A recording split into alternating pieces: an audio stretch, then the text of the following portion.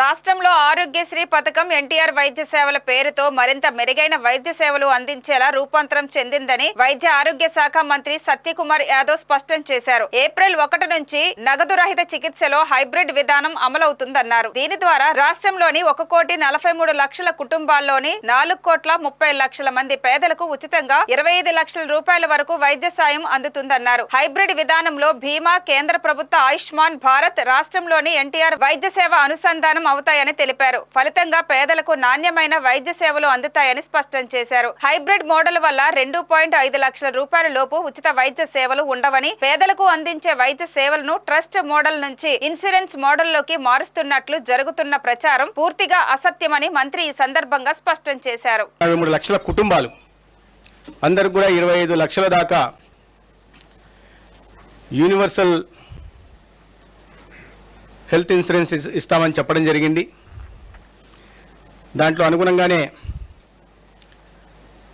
ముఖ్యమంత్రి ఆదేశాల మేరకు సంబంధిత స్టేక్ హోల్డర్స్తో కానీ ఇన్సూరెన్స్ కంపెనీలతో కానీ మాట్లాడడం,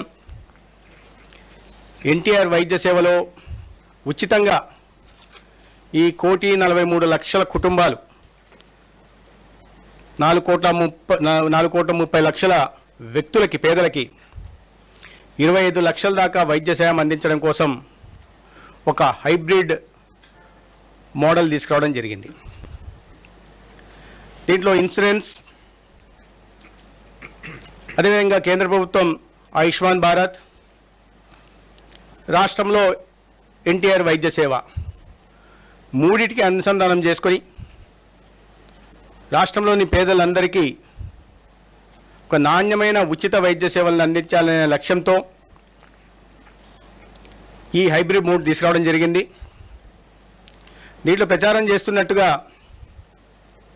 2.5 లక్షల లోపల వైద్య సేవలు ఉండవు, మొత్తం ట్రస్ట్ మోడల్లో నుంచి ఇన్సూరెన్స్ మోడల్లోకి మారిపోతున్న ప్రచారం జరుగుతూ ఉంది. దానివల్ల ప్రజల్లో, ముఖ్యంగా పేదల్లో భయాందోళనలు నెలకొన్నాయి. వాస్తవ పరిస్థితులకు దూరంగా, వాస్తవానికి దూరంగా ఇటువంటి ప్రచారం చేయడం రాజకీయ పార్టీలకు తగదు. నేను విమర్శలకు బోదలుచుకోలేదు. అయితే ఇక్కడ ఈ అనేక స్టేక్ హోల్డర్స్తో మాట్లాడిన తర్వాత